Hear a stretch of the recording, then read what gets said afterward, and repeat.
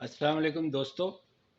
आज हम एक ऐसे मौजू पे बात करते हैं जो आप सबका पसंदीदा मौजू हो सकता है।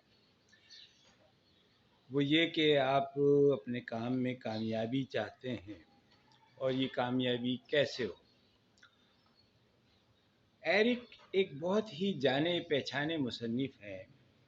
वो अप्रैल 1957 के रीडर डाइजेस्ट में लिखते हैं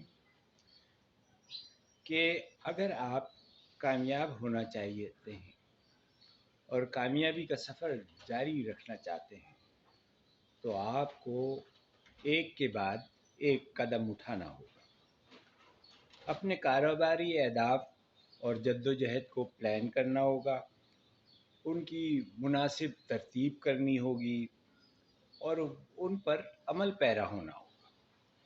अगर आप पूरे दिन की मसरूफियात की कोई तरतीब न रखते हों तो फिर आपका बहुत सारा वक्त ज़ाया होता है, मेहनत भी ज़ाया होती है। लिहाजा ज़रूरी तो यही है कि आप जो काम भी करें उसका एक नक्शा बनाएं, उसका एक मंसूबा बनाएं और उस तरीक़े कार को लेकर चल के आप अपनी कामयाबी की तरफ सफ़र करें।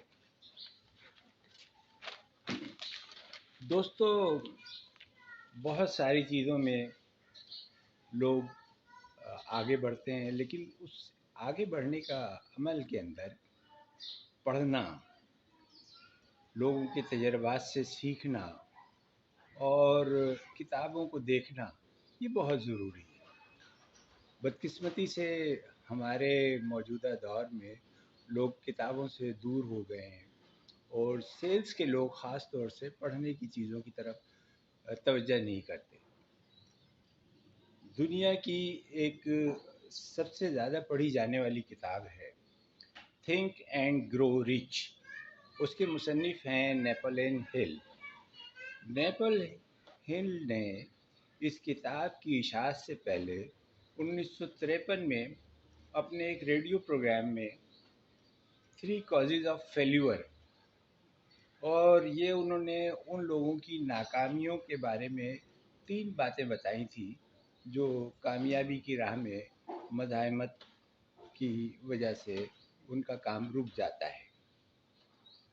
इन 3 बातों में जो एक सबसे पहले वाली बात है वो तो ये है कि मुश्किलें पेश आने पर कामयाबी के हुसूल की कोशिश तर्क कर देते हैं। उस कानकुन का किस्सा तो आपने सुना ही होगा कि जिसने बड़ी मेहनतों से रात दिन से कई महीनों और सालों की मुशक्क़त के बाद तंग आकर सोने की उस कान को बेच दिया और जब उसने बेचा और जिसने ख़रीदी उसने सिर्फ 10 दिन की मेहनत की और उसने सोने को पा लिया।